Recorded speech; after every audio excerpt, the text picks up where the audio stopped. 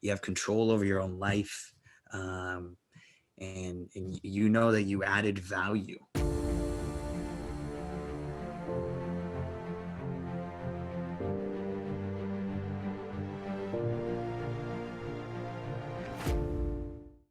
Hi, welcome to another episode where we get to meet amazing people who are making amazing changes in this world to help with humanitarian and environmental initiatives. I'm so excited today to be able to introduce you to a wonderful friend of mine, a person I've known for a very long time, and he's made some great changes in this world globally and locally.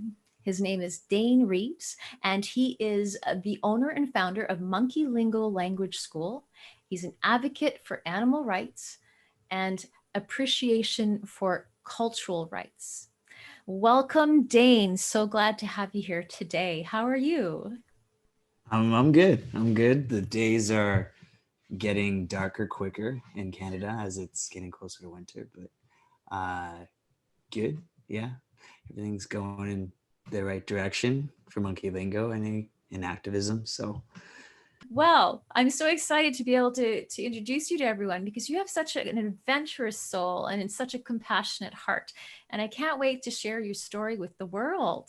Can you tell us a little bit about how you got to where you are today? Maybe a little bit about your backstory, please? no, honestly, I guess with Monkey Lingo and language acquisition, it started very modestly with an Adam Sandler movie called Big Daddy, and I watched that movie when I was really young, many times, and it was just kind of that kind of figure, kind of role model that was like relatable and down to earth and practical, um, and just again relatable. I guess is what I really wanted to be, in teaching.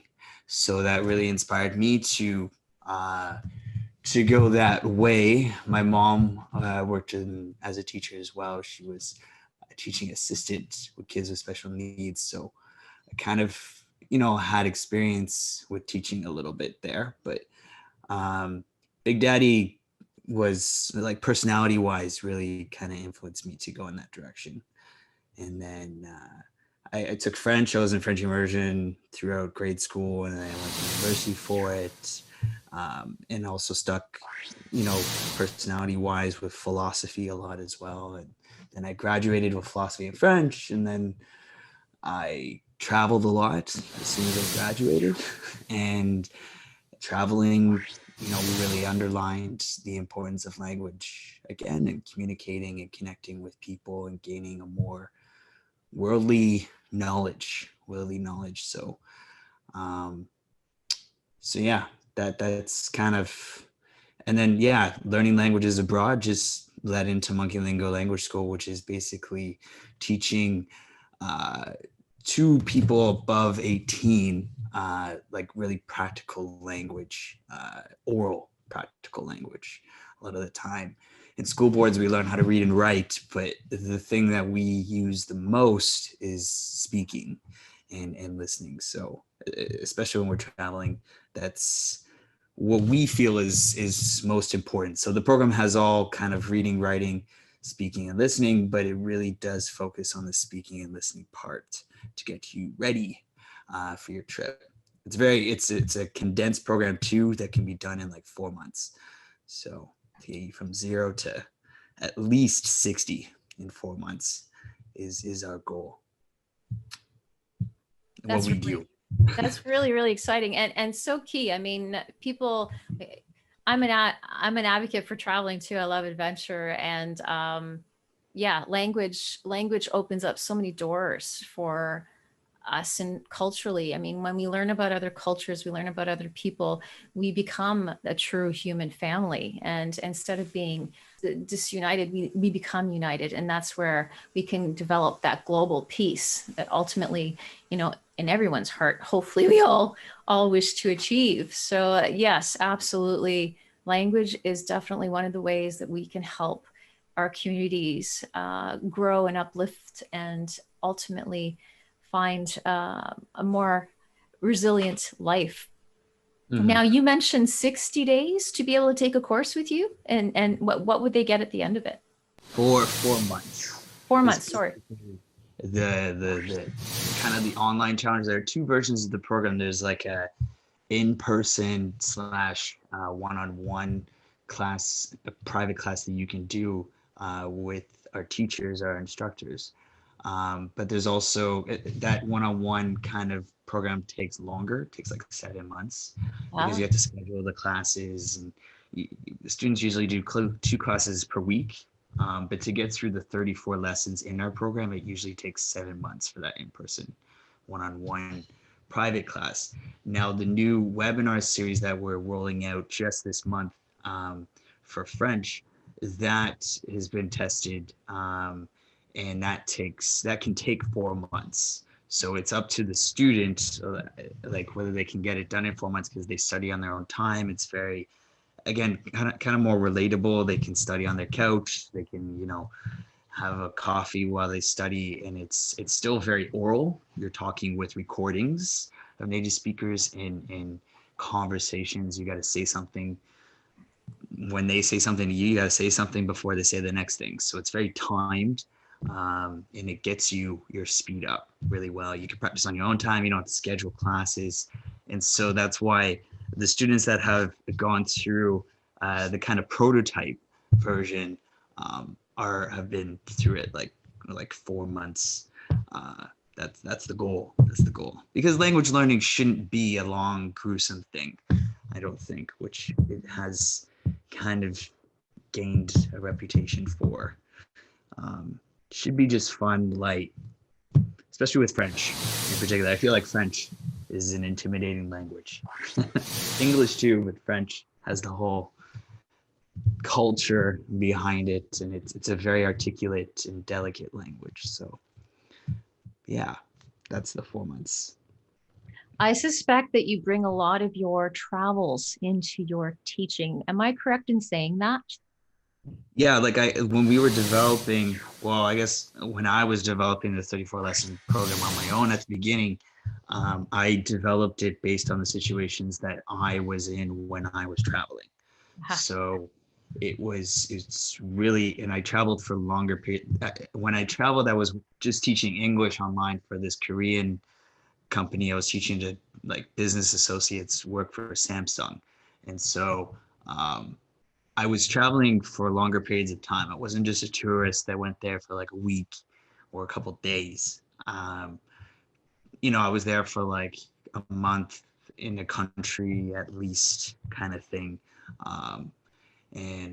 Or longer. But in any case, as I was there, switching from country to country and language to language, I would understand that there were common practical situations that you would go into in each country, and you would have to learn, the same, base words for the vocabulary, base grammar, though grammar is different per language.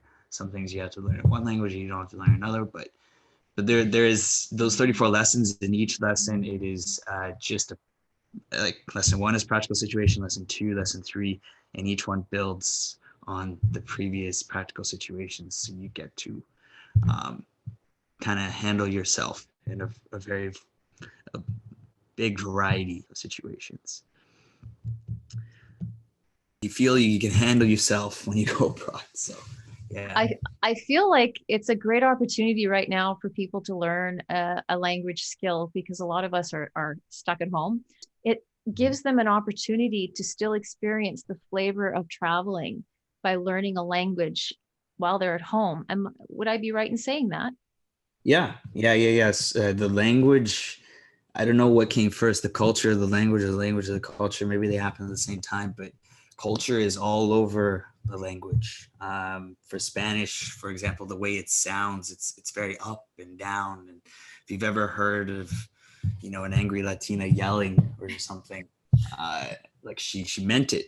And it's because the language it goes up and down in the way that it's stressed.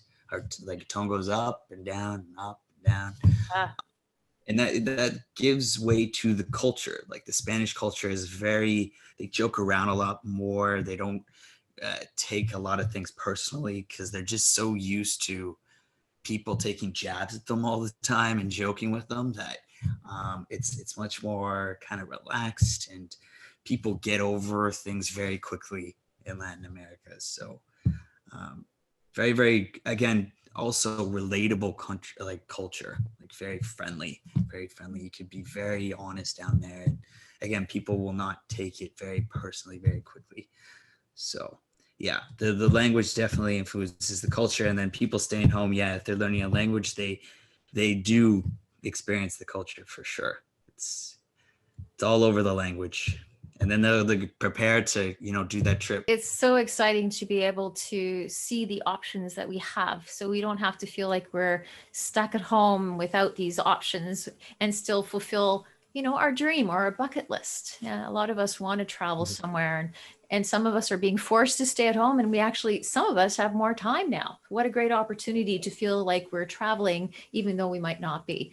So that's an exciting part of what you do. It's like a gift to people. So that's a Yeah, great thing. again, you can get it done in 4 months or 7 months, whatever, depending on the program you take. But I mean, Corona's been around for already 7 months, over 7 months. So yeah, it's just a way of keeping busy, keeping productive, fulfilling, yourself, making yourself feel fulfilled, keeping yourself active. So yeah, it's been good. We've been glad to offer that service to help people keep their minds active. It's definitely a service, and it's definitely a gift for people who are looking for ways to occupy themselves or ways to reinvent themselves. I mean, there's a lot of, and you mentioned 18 years old and up. Is that correct for your course and your program? Yeah, I mean, there is like a version of the program that is for, I guess, the teenager. The main one that we have, though, I mean, it does teach like practical stuff, and so some of the expressions, like in the lessons, like there's a lesson on going to the bar, right, which we wouldn't really teach to like teenagers, and there's just like certain expressions here and there that are not kind of just like we teach, all that's too, when in like a negotiating lesson, there's an expression, for instance, of like, you're gonna break my butt. It's not the 18 and above is really relatable to the adult, um and but there is the younger version of it as well. So yeah. Good to know. Good to know. Again, I'm thinking back to a lot of, college, high school, college, university students who are, some of them might be going, oh my gosh, what am I doing now? I've had to reinvent my schooling. I've had to go online more than ever before. My travels might be put on hold. What do I do? So this is, again, a great venue for them to be able to still continue on their vision or their dream to go on to a career path of their choice, or a destination that they wish to travel to down the road. So it's still an opportunity for them to enhance that experience when the time is right. So that's, Yeah, definitely. So they can like catch up, yeah. right? They haven't traveled so long, but then when they travel, it's that much. They get their hands that much more dirty, Oh yeah. because they know the language, they experience the culture more. Yeah, that's a really good point. I mean, the fact that you can communicate more effectively with people will enhance your overall experience and give it a deeper, richer experience overall. That's Yeah. a really good point. Yeah. What is one of the places that you've traveled to that really? You were talking a lot about Latin America. I'm curious. What is one of the places that you really resonated with on your travels, that sort of transformed, maybe is a life transforming moment that occurred somewhere on your journeys? Can you recall? Is there something that resonates? The nature in Latin America is amazing. Like Argentina, uh, it's just the Andes, and hiking in Patagonia was just very humbling, and just being able to talk to the locals around there too, and really, you know, integrate myself there and appreciate the culture that's there. The culture is very, uh, for all the things that I listed before, yeah, but there's like a big natural aspect of it. It was really humbling to be in Patagonia. I was traveling there on my own as well, and it's just like very quiet, very peaceful, and you get to just really appreciate that, you know, you are on the earth and the earth is bigger than you, and to just appreciate that you're just a part of it. Um, so I will never forget just kicking around in Patagonia on my own. Oh, that sounds amazing. Sounds really amazing. Did you, a lot of the times when people travel, it depends what kind of travel they take, but it sounds like you did a lot of roughing and toughing on your journey. Is that correct? Well, yeah, I had a budget. Like again, I wasn't like a tourist. I don't think I've ever been on like vacation strictly. You know, I don't know how it would suit me. Uh, I would feel guilty. Like just personally, I just feel guilty. Um, and so, yeah, I was there for like you know, longer periods of time. I was kind of in between the tourist and the local. What kind of travel were you doing? It wasn't what those, what we call a standard, let's go to a cruise ship or anything like that. Yours was No, like no, it wasn't hardcore. that. I wasn't kicking it in hotel rooms. I was definitely. I had my backpack, and we changed a lot of locations, and I was also working online, so I had to find places with Wi-Fi, and sometimes I would get to a hostel, and the Wi-Fi wouldn't be strong enough, and so I had to scramble to the last minute to try to find a place after I had just taken like a bus ride of at least 10 hours or whatever. Oh. Um, I worked in some different places. I got better at it over the time. I mean, I learned how to like hotspot my phone and got a better cell phone plan if I was staying in like certain countries longer. And so I would, you know, to based on the time difference with Korea, I would drive out to like big like mountain ranges or views and watch the sunset as I worked off the internet of my phone. And I had my laptop there and everything. So that's not, yeah, it's not typical tourist kind of experience. And I was definitely on a budget. I was making money as I went, right? So I couldn't splurge all the time, and I had to kind of say no to myself a couple times.